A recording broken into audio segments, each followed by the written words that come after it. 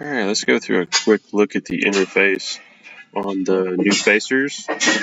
If you'll notice here, we got going to have 4 pages, 4 main menus that we go through. The main being home, of course. You have information, and you're going to have, that's where you're going to find your total counter, your tips on the wheel. These are both resettable by user. They both are long press, so you would hold this for about 5 seconds before you would see that 0 out on both. If we go here, we see our PLC I/O signals. So for all of your inputs, we're going to have flashing lights over here for any kind of troubleshooting ever needed.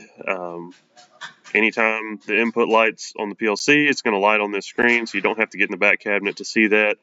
Same with the output. It's going to light over here anytime the output's turned on the PLC, so no need to really get in the cabinet to troubleshoot that.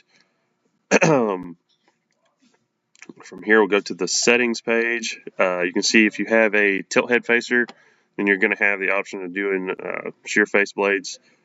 You're going to use, downward rotation on one, upward rotation on the other. The auto indexer gives us the ability to give you rejects.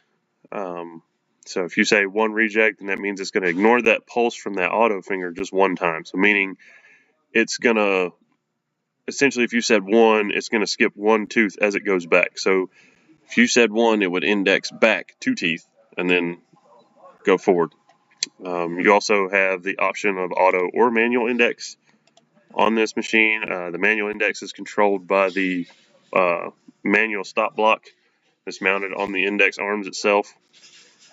Some machines will be equipped with mist collector if you have a hood or not. This delay is, if set to 0, then means the mist collector will just stay on statically all the time. It's just always on.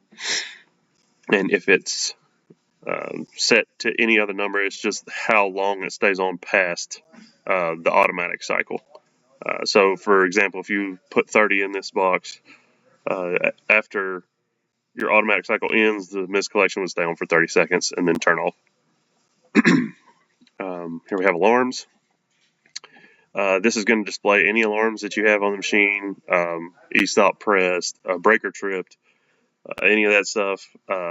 It's going to hold on to that. It's going to give a timestamp over here for when it is, and then you can clear your alarms like this as long as they're as long as the problem is fixed, then they will clear right out.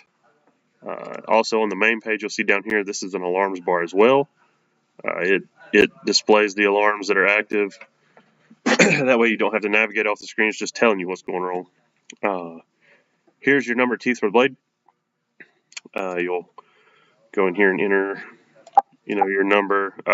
It's not connected to a PLC, so I can't get it to take any here, but the gist of it is you're going to enter your number here, and then it's going to show this number here as soon as you hit reset. So you always want to hit reset. As soon as you put this number in, you hit reset, and then it's going to show your number.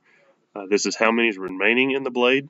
So it's going to count down from whatever number you put in here until 0, and then stop. This is where we turn on hydraulics, clamp, wheel, coolant. All of these are toggles. And then when you're ready to go, you just hit auto and it takes off.